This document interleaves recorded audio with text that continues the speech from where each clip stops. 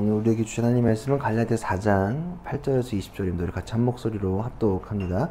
그런데 전에는 여러분이 하나님을 알지 못해서 본디 하나님이 아닌 것들에게 종노릇하였지만 지금은 여러분이 하나님을 알 뿐만 아니라 하나님께서 여러분을 알아주셨습니다. 그런데 어찌하여 그 무력하고 천하고 유치한 교훈으로 되돌아가서 또다시 그것들에게 종노릇하려고 합니까?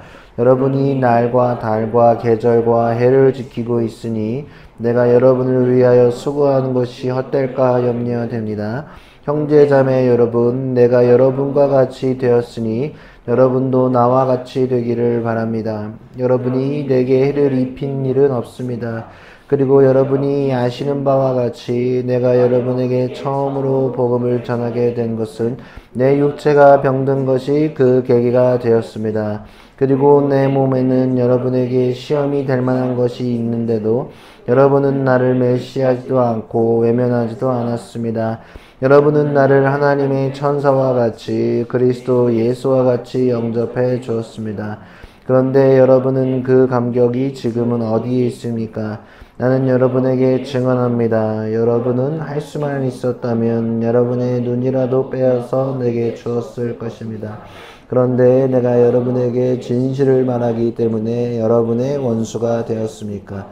위에서 내가 많은 사람들이 여러분에게 열심히 내는 것은 좋은 뜻으로 하는 것이 아니라 여러분을 내게서 떼어놓아서 여러분으로 하여금 자기네들을 열심히 따르게 하려고 하는 것입니다. 그런데 그들이 좋은 뜻으로 여러분에게 열심을 낸다면 그것은 내가 여러분과 함께 있을 때뿐만 아니라 언제든지 좋은 일입니다. 나의 자녀 여러분, 나는 여러분 속에 그리스도의 형상이 이루어지기까지 다시 해산의 교통을 졌습니다.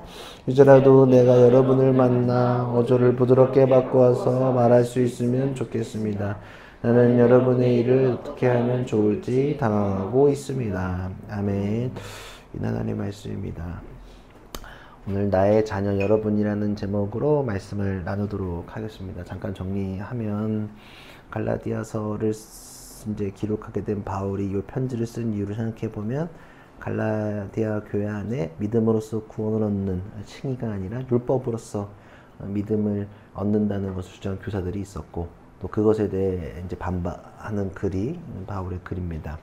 그러니까 이제 본래는 잘 하고 있었는데 바울이랑 근데 유대교적 사관이 가득하게 된 갈라디아 교인을 향한 이야기입니다. 그래서 이제 바울이 여태까지 얘기한 건 먼저 믿음을 얘기했고, 그 다음에 이제 언약을 얘기했어요. 아브라함 족보 얘기했고, 그 다음에 이제 저번에 잠깐 앞부분에서는 이제 모세 얘기, 노예 해방에 대해서 얘기하고, 그래서 주의 자녀가 됐다는 것을 이야기합니다. 그러니까 우리의 상태를 얘기합니다.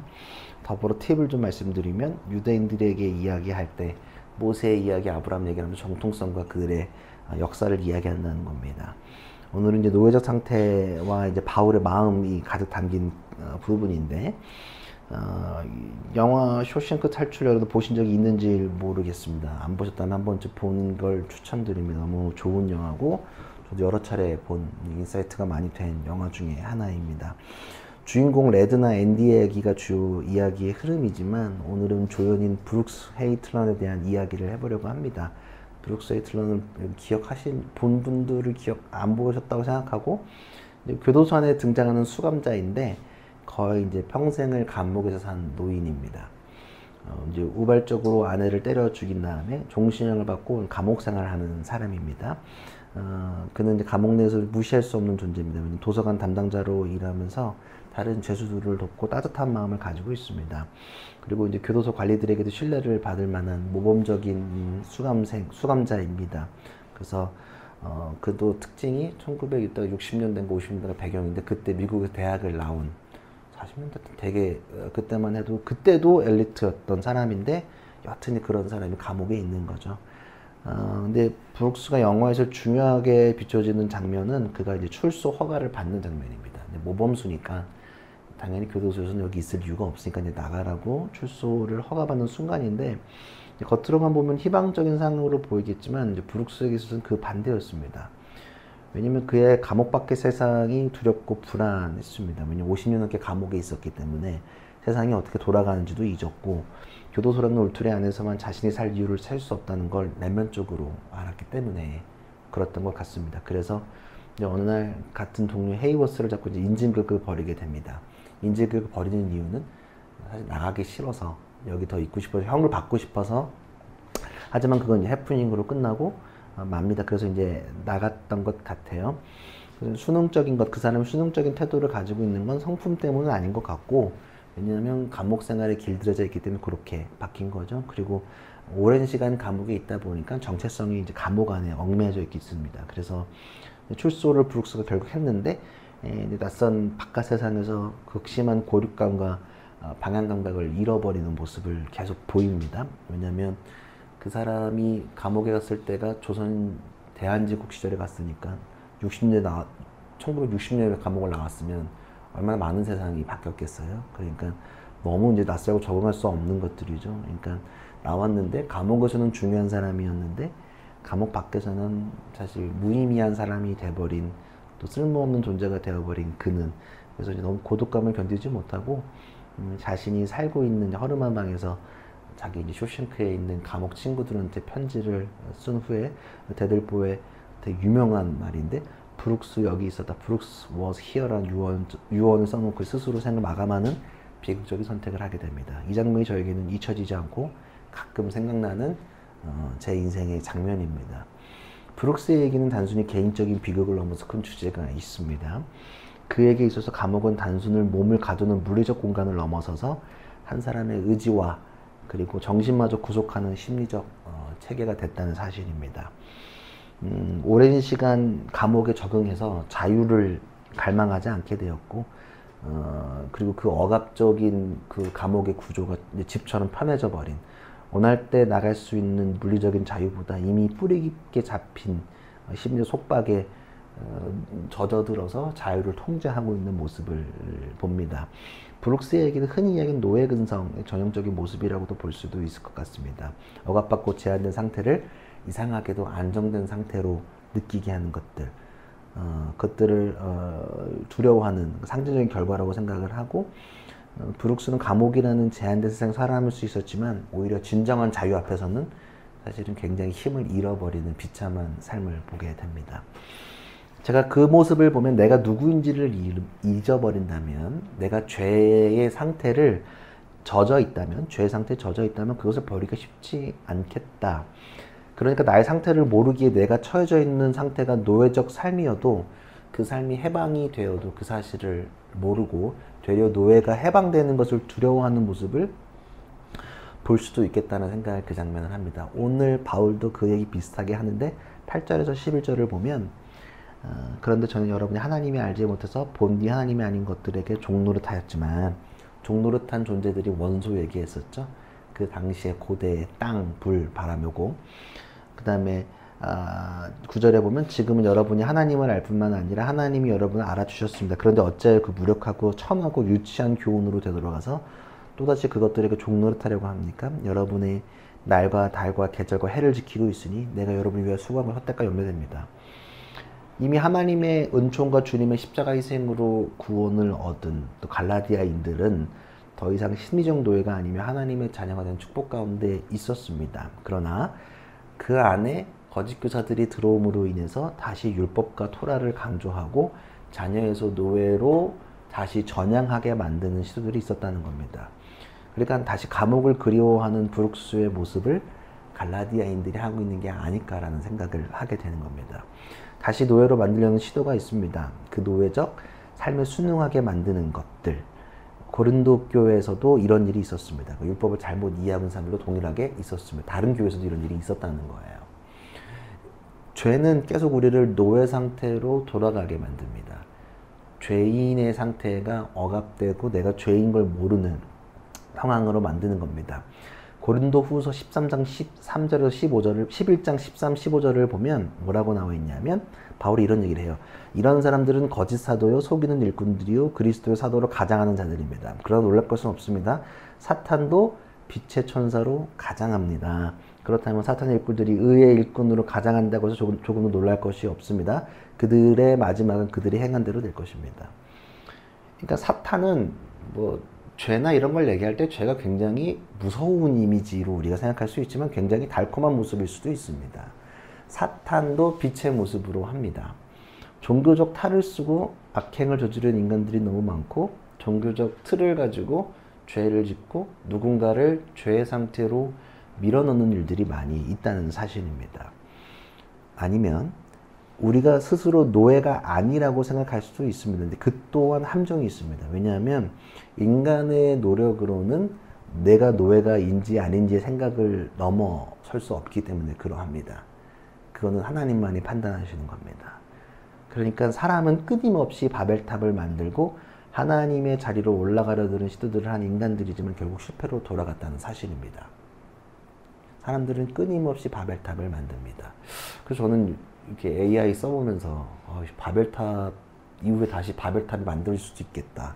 좀 언어가 하나 된다는 느낌을 많이 받거든요. 사실은 챗GPT나 AI 쓰면 사실 이제 언어가 그렇게 특별하게 중요한 것 같지는 않다는 생각을 많이 합니다. 물론 1대1로 인간적 대화는 어렵겠지만 컴퓨터 하나 끼고 있으면 이제는 누군가와 의미를 전달하거나 대화를 하는데 어려움이 없는 상황이 벌어졌기 때문에 저도 꽤 번역 실력이 꽤 놀랍니다. 이제 뉘앙스까지 파악해서 번역을 해줘. 옛날에 구글 번역기 수준이 아닌 걸 제가 요즘에 느끼게 됩니다. 여튼 사람은 계속 바벨탑을 만든단 말이에요. 그러니까 내가 그게 죄인지도 모르고 바벨탑을 만들어요. 내가 죄의 상태인지를 모르고 다시 노예로 돌아간 걸 인지하지 못할 때가 많이 있습니다. 제가 이번 주에 이렇게 동기들이랑 만나서, 동기는 뭐 들은 아니고 하나하나 만났으니까 얘기하다가 제가 무슨 말을 했냐면 요즘에 계속 마음속에 있는 건데 교회의 세력을 믿어서는 안 된다. 하나님을 믿어야 한다. 이런 얘기를 제가 친구들한테 했습니다. 그러면서 제가 또 하나 뭔 얘기를 했냐면 성경을 믿지 않았으면 좋겠다. 근데 성경 안에 있는 하나님을 믿어야 한다는 얘기를 제가 했습니다. 굉장히 공감하더라고요. 성경을 믿어서는 안 됩니다. 성경 무어설, 성경에 오류가 있을 수도 있지 않을까요? 이거 사도 바울이 쓴 건데 아닐 수도 있단 말이에요. 무슨 말, 제가 이거 성경 안 믿겠다는 얘기가 아닙니다. 성경 책을 믿어서는 안 됩니다. 성경에 있는 하나님의 역사를 보면서 내가 나아가야 되는 거지 성경을 믿으면 안 됩니다. 율법도 동일합니다. 이해되시죠? 근데 성경을 믿으면 전 죄 같아요. 성경 안에 있는 하나님을 볼 수 있는 게 큰 믿음이라고 저는 생각을 합니다. 왜냐하면 거짓 사도들과 거짓 이야기하는 사람들은 그 교회에 있는 사람들을 통제하기 위해서 또 자기의 의를 위해서 율법을 활용한단 말이에요. 교회를 활용해요. 사람들의 믿음을 악용해요. 그래서 그 악용한 것들은, 그 계명들은 자신들의 권력과 힘을 유지하는데 너무 열심히 쓴단 말이에요. 그러니까 하나님을 우리가 믿는 것 같지만 돌아보면 하나님을 믿는 게 아니라 누군가의 의를 위해서 썼다거나 혹은 나의 어떤 자아 성취, 자아 실현의 의지로만 믿음을 쓸 수도 있다는 사실입니다. 사탄마귀가 잘하는 것은 사실은 막 우리를 직접적으로 공격하고 이런 부분이 저는 아니라고 생각합니다. 어떤 거 하냐면 율법의 계명을 가지고 교회 안에 있는 사람들을 깨워서 자신들의 의만 보게 만들고 내가 노예 상태인지 모르게 만들어버리는 그 근거로 빠지게 되는 모습들을 하고 있는 건 아닌 것, 그런 것 같다는 생각입니다. 노예를 넘어선 것 같지만 난 노예는 아니야. 그건 긍정적인 거죠. 근데 그 다음에 빠지는 게 뭐냐면 하나님을 믿지 아니하고 자신들의 의를 보는 것들. 그러니까 오늘 10절에서 자기 의나 10절, 기본적인 원소를 믿는 사람들의 모습으로 바울은 봤던 게 아닐까라는 생각을 합니다. 그러니까 사탄마귀는 율법의 행위만을 따지려고 하는 사람들을 볼 때 십계명을 지키든 말든지 아무 상관없는 것 같습니다. 왜냐하면 사람들을 계속 거기에 밀어 넣는 거예요. 일부러 도덕적 결단에만 갇히게 만들어 버리는 거예요. 그러니까 그 율법에 갇히게 만들어 버리고 성경 이 텍스트에만 갇혀버리게 만드는 거예요. 성경 이 텍스트가 말하고자 하는 걸 바라보지 못하게 하는 것들이 많이 있다는 겁니다. 그래서 종교적 행위에만 몰두하게 만들어 버리는, 사람들을 교묘하게 바꿔버리는 것들이 많이 있다. 예수가 아니라 자신을 믿게 만들고, 마귀 말고요, 자기 자신을 믿게 만들고 모든 영광을 사람이 가져가려고 만들어 부추기게 만드는, 다시 내가 무언가를 하는, 나는 자유인의 상태인 것 같지만 자유인이 아닌 상태를 만들어 버릴 수도 있다는 겁니다. 근데 그거에 우리가 진짜 빠지면 안 됩니다. 저도 그럴까봐 늘 걱정, 제가 잘하는 건 아닙니다. 근데 우리 공동체는 그런 걸 서로 잘 도와주면서 제가 늘상 말하는 거지만 우리 교회 방향, 우리 교회를 믿으면 안 됩니다. 우리 교회 가고자 하는 방향을 보고 뭐 어디를 가리키고 있는지를 봐야 되는 거고, 성경을 믿어서는 안 됩니다. 성경이 무엇을 가리키고 있고 무엇을 이야기하고 있는지에 집중하셔야 됩니다. 여기에 매여버리면 우리가 또다시 또 다른 율법을 믿고 있는 현상을 볼 수도 있다는 겁니다.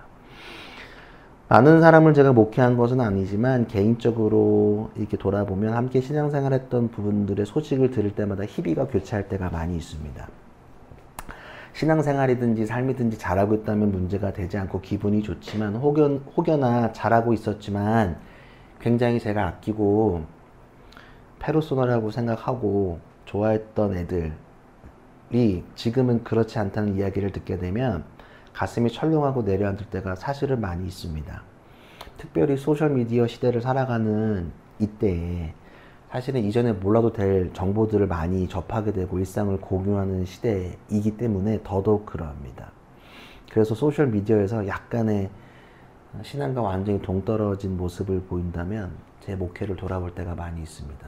그리고 더 힘든 건 뭐 교회 것도 막 공유하는데 평상시에 이상하게 놀고 있는 것도 함께 공유한다는 사실입니다. 그걸 보면 더 사실은 힘들고 역겨울 때가 많이 있습니다. 내가 저렇게 만들었나, 위선자들을? 제가 만든 건 아니지만 제가 그렇게 좀 유도했나라는 생각이 드는, 내가 마귀짓을 했나라는 생각도 들기도 한다는 겁니다. 그래서 신부는 영어로 father라고 합니다. 결혼하는 신부 말고 신부님. father라고 합니다. 영어로 그냥 father라고 하거든요. 영적인 아버지라서 그냥 father라 그래요. 그래서 파더라고 부르는, 목회자는 파스터라고 하는데, 목자라고 하고 신부들은 파더라고 하는데, 여하튼 뭐 양들이든 뭐 진짜 영적 아들 딸들이든 뭐가 됐든 이렇게 해롱해롱 거린다면 사실은 굉장히 어렵고, 심지어 낭망에 있다면, 그 사람 상태가 온전치 않다면 고통이 적지는 않습니다. 근데 오늘 바울도 제가 느끼는 감정이랑 비슷하게 느꼈던 것 같습니다. 12절에서 16절을 보면 바울이 이렇게 얘기를 해요. 되게 조금 애틋하게 쓰는 거예요. 12, 16절을 눈으로 한번 보십시오. 제가 읽어드리겠습니다. 형제자매 여러분, 이제 부르는 거예요. 형제자매 여러분, 내가 여러분과 같이 되었으니 여러분도 나와 같기를 되기를 바랍니다. 여러분이 내게 해를 입힌 일은 없었습니다. 그 형제들. 없었습니다.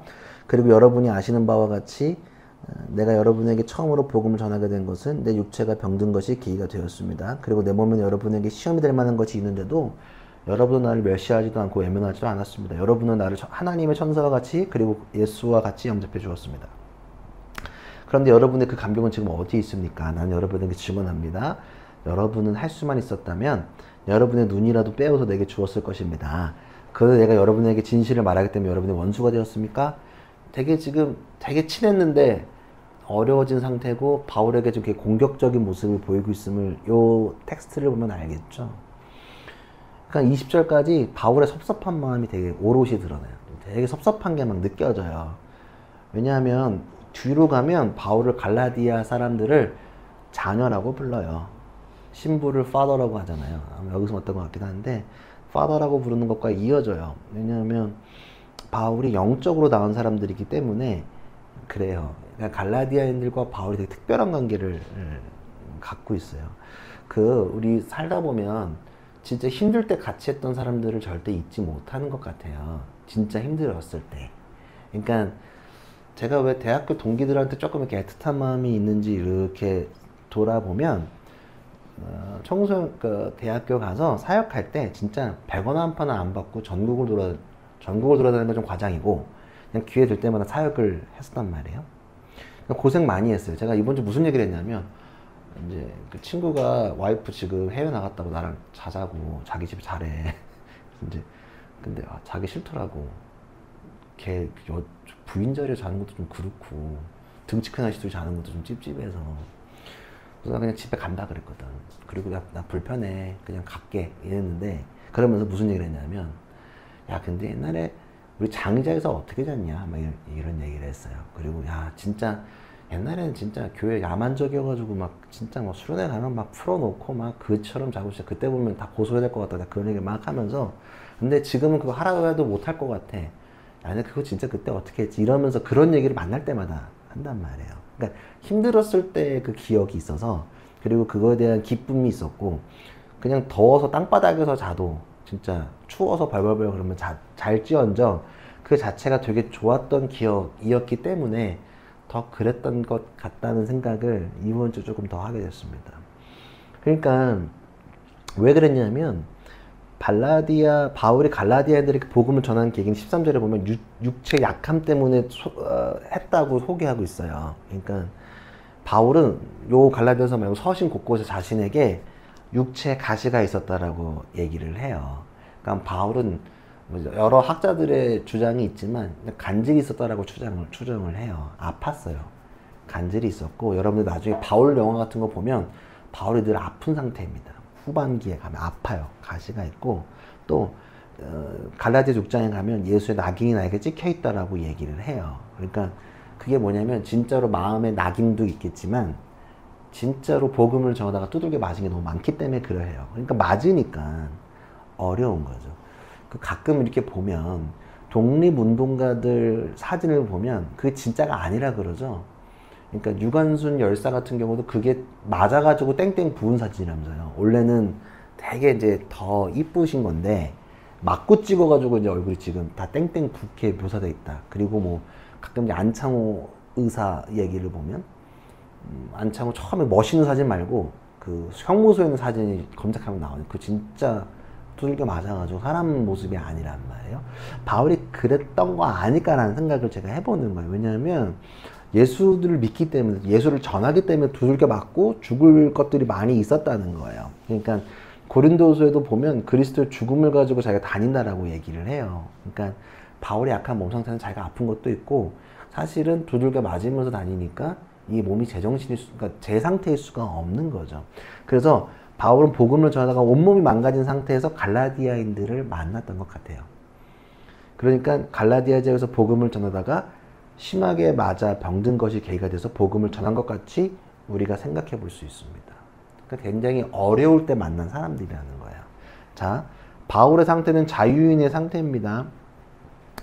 그리고 신분이 분명한 사람들입니다. 로마 시민입니다. 근데 이 사람은 갈라디아인들을 위해서 유대인 중에 유대인이지만 이방인들과 식사 안 하지만 그런 걸 다 믿음 안에서 자기가 깨닫고 봤기 때문에 더 이상 신경 쓰지 않으려 그들과 함께 어울리고 복음을 나눴다라고 합니다. 그래서 그들이 자신한테 해준 행동은 눈까지라도 빼줬을 거다 니네는 나한테. 그러니까 우리말로 하면 간쓸게 다 나눠줬을 거라고 얘기를 한 거야. 그 정도로 서로 사랑했다. 얼마나 애틋한 사람들이었겠어요. 근데 그렇지 지금은 그렇지 않다는 얘기예요. 14절에 보면 다시 한 번 더 제가 읽어드리는데, 그리고 내 몸엔 여러분에게 시험이 될 만한 것도 있는데도 잘 기억하, 시험이 될 만한 게 있었다는데 여러분 나를 멸시하지도 않고 외면하지 않았습니다. 여러분은 나를 하나님 천사와 같이 그리스도 예수와 같이 영접해 주었습니다. 그러니까 당시에 박해를 받아 상처를 입은 사람들을 이렇게 보면 사람들은 신에게 버림받았다라고 생각을 했다는 거예요.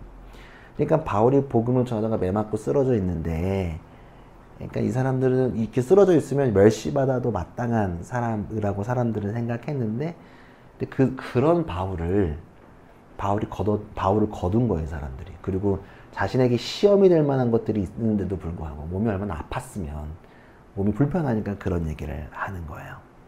근데 그런 바울을 이 사람들은 천사와 같이 예수님 영접해 주는 것처럼 챙겨줬다. 근데 이렇게 애틋하고 좋았던 사람들인데 거짓 선생들로 인해서 망가져버린 상태라면 바울은 어떻게 생각했을까? 굉장히 전 절망적이었을 거라고 느껴져. 절망적인 거예요. 이해되시죠? 이게 진짜 단순히 니네 그러면 안 될 수준이 아니라 진짜 우리 애틋하게 같이 고생하고 나 힘들 때 네가 도와줬고 같이 복음 안에서 성장했는데 근데 니네 이렇게 됐으니까 이제 마음 미어지는 거죠. 제가 이 마음을 읽으면서 좀 알겠어요. 내가 조금 그런 걸 지금 겪어보니까, 물론 그들에게 좀 바울처럼 권면하지는 못하지만 굉장히 신경 쓰일 때가 많이 있다는 사실입니다.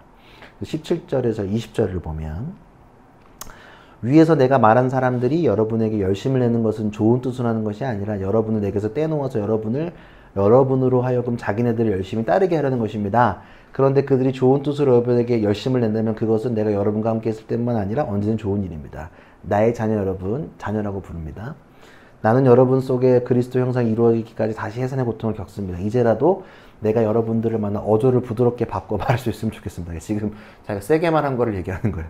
내가 좀 세게 말했는데 이제는 좀 만나서 좀 어조가 부드러워지고 조금 이제 릴렉스 했으면 좋겠다. 나는 여러분의 일을 어떻게 하면 좋을지 당황하고 있다라는 걸 감정적으로 표현합니다.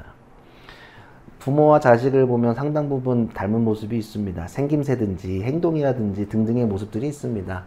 자녀는 부모의 거울이라고도 합니다. 왜냐하면 어찌되었던 같은 DNA를 공유하기에 닮을 수밖에 없고 비슷한 모습들이 있습니다. 가족들 보면 다 무조건 그 닮은 그것들이 있는 것 같아요. 싫든 좋든 마음들이 여하튼. 바울은 영적으로 이들을 낳았다. 그렇기 때문에 19절에 자녀라고 부릅니다. 근데 이 자녀들이 거짓 선지자를 위해서 닮은 모습들이 사라졌다. 왜냐면 내가 너를 낳는데 이 사람들이 반겨서 이 모습이 바뀌었다. 너무 힘들다. 근데 너네들이 다시 태어나는 걸 내가 다시 꿈꿔야겠다. 내가 그 고통을 해산의 고통이 뭔지 알죠? 아이를 낳는 고통. 엄청 힘들다고 하잖아요. 좀 낳아보지 못해서 모르겠지만 어마어마하다고 하더만. 자, 다시 태어나야 하는 것을 이야기합니다. 왜냐하면 우리가 영적으로 태어났다. 뭐 왜 태어난 거 기독교 신앙을 많이 이어나는데 제가 침내에 물에 빠졌다가 내가 다시 일어나는 건 뭐냐면 어머니 양수 다시 들어갔다가 나오는 새로 태어남을 이야기한단 말이에요. 그러니까 태어났는데 이 사람들이 무너졌으니까 문제가 있고, 또 우리가 닮았다라고 표현하는 건 뭐냐면 우리가 생김새는 안 닮았지만 왜 믿음 안에서 비슷해지고 닮아가는 거는 뭐냐면 그리스도 안에서 그 영향력을 받기 때문에 그러하다는 거예요. 단순히 생김새나 이런 걸 얘기한 게 아니라 이제는 다시금 옛날 원래 그 처음에 만났던 그 다른 복음이 아니라 진짜 복음으로 태어난다는 것들. 그러니까 니네가 지금 형상이 있는데 다시금 주로 인해 태어나야 된다는 사실입니다. 그래서 같은 공동체 안에서 이렇게 살다 보면 서로 닮아가요. 말투도 비슷해지고. 여러분들도 잘 모르시겠지만 제가 느끼는 건 뭐냐면 여러분들 기도문 쓰는 게 좀 스타일이 바뀌셨어요. 왜냐면 맨날 내가 쓰는 거를 같이 읽기 때문에 거기에 은근히 여러분들도 모르게 맞추시더라고. 모르시죠? 제가 보기에는 이렇게 안 하셨는데, 근데 여러분들도 기도도 제가 보다 쓰는 것들도 굉장히 옛날에는 원래 한국교회 기도문 스타일들은 중원부원 길게 쓰거든요. 여러분들 요즘에 되게 담백하게 쓰시더라고.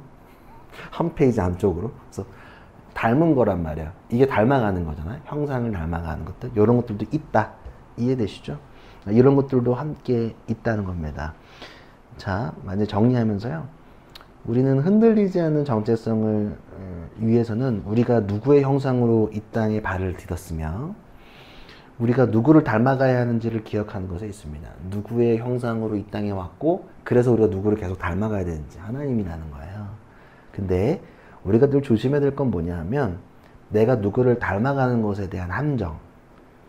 그러니까 내가 닮아가는데 하나님이 아니라 어느 순간 그게 흐려져 버려가지고 나만 보게 되는, 그래서 내가 노예인 줄도 모르는 상태에 빠지는 것처럼 하면 안 된다. 이해되시죠? 오늘 제가 서두에 말한 것처럼 브룩스가 할아버지처럼 다시금 죄의 상태로 돌아가 감옥에 있을 이유가 없잖아. 근데 그걸 누리지 못하는 것들. 그리고 오늘 갈라디아인들이 하나님의 형상으로 자녀가 되었지만 그것을 다시 잊어버리고 죄의 자녀로 돌아가서 다시 종로로 타려는 모습을 보이면 안 되는 겁니다. 진정한 자유가 무엇인지 몰라 고난 가운데 빠져 있지 말아야 합니다. 그리고 우리의 정체성을 지키기 위해서 개인적인 노력에만 빠지지 말아야 한다. 이해되시죠? 내가 그리스도인이기 때문에 교회 다니니까 지켜야 하는 어설픈 행동을 하지 말고 분명하게 하나님의 뜻, 내가 은총 가운데 있고 내가 주님 가운데 나아가야 함을 기억했으면 좋겠습니다. 술을 안 먹는 게 교회 다니기 때문에 안 먹는다라고 사람들한테 말하지 않았으면 좋겠다. 술이 내 삶에 유익하지 않기 때문에 저는 먹지 않고 술 먹을 시간과 그 돈으로 주님을 위해 살겠습니다라고 말하는 게 진짜 백인 거지. 제가 늘 말하지만 우리나라 100년 전에 한국교회에서 금연운동을 했단 말이에요. 금연운동을 한 이유가 뭐냐면 그 돈을 모아가지고 선교, 구국을 위해 썼다고요. 나라를 위해 썼다고요. 그런 운동들이 많아요. 부인들의 운동, 여성교회 원형 부인회에서 그렇게 금연운동 이런 걸 해서 절주 같은 거 다 그 돈 모아가지고 헌금하고 교회 세우고 선교했다고요. 그런 상태에서 술, 담배 하지 않는 걸 교회에서 원하는 거지. 전혀 구원과 상관없는데 이거를 마치 구원의 행위처럼 술, 담배를 안 하는 건 문제가 있다는 거예요. 차라리 술, 담배를 해라 이거야. 근데 어설프게 말하지 말고. 이해되세요? 제가 말하는 거 교회 다니는데 단순히 착해라고 듣는 건 욕이라고요. 여러분들이 사회생활을 하든 뭐든 교회 다니기 때문에 착한 게 아니라 하나님의 성품을 닮아가려고 노력하기 때문에 부족하지만 그 행동을 한다라고 여러분들이 분명하게 이야기할 수 있는 믿음이 필요하다. 그러니까 행동에만 맞춰지면 신앙이 잃어버린다는 거예요. 이해되시죠? 자꾸 거기에 노력하지 말고 또 내 노력으로 무언가를 하려고 하지 말고 결국은 내 노력보다도 하나님의 은총 가운데 있음을 우리가 철저하게 기억했으면 좋겠다. 성령의 역사는 내가 기도를 10시간, 100시간, 1000시간, 10,000시간을 채워서 가는 그것도 되게 중요하지만 그래도 제일 먼저는 하나님의 은총 때문에 벌어진다는 사실입니다. 그런 것도 잊지 않고 나아갔으면 좋겠습니다.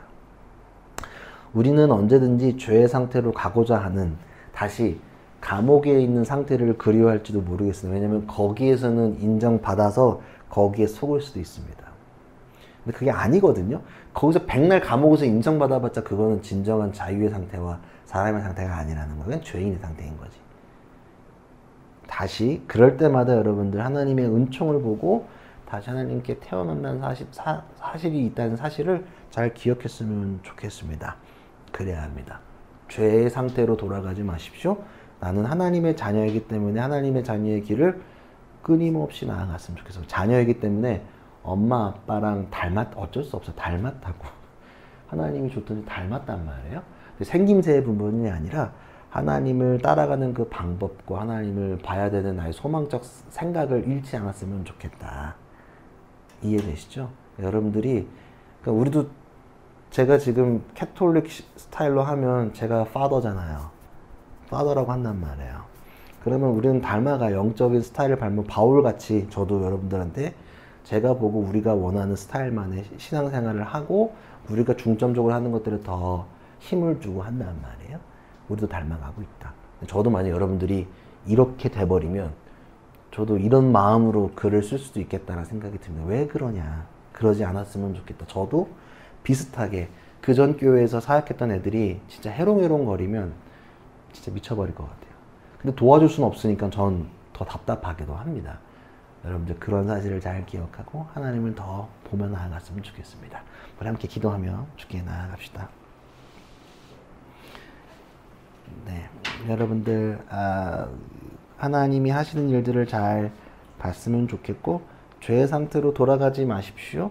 그리고 결국은 내 노력이나 내 의가 아니라 하나님으로 인하여 내가 해야 된다는 사실을 여러분들이 잘 기억하고 나아갔으면 좋겠습니다. 내가 하는 게 아니다. 그리고 우리는 자꾸 죄의 상태로 돌아가려 드는 시도들이 있습니다. 돌아가지 마십시오. 하나님의 형상을 따라 잘 나아가십시오. 자꾸 브룩스처럼 행동하지 않았으면 좋겠다. 우리 같이 마음을 담아 기도하고 주께 나아갑시다. 기도합시다.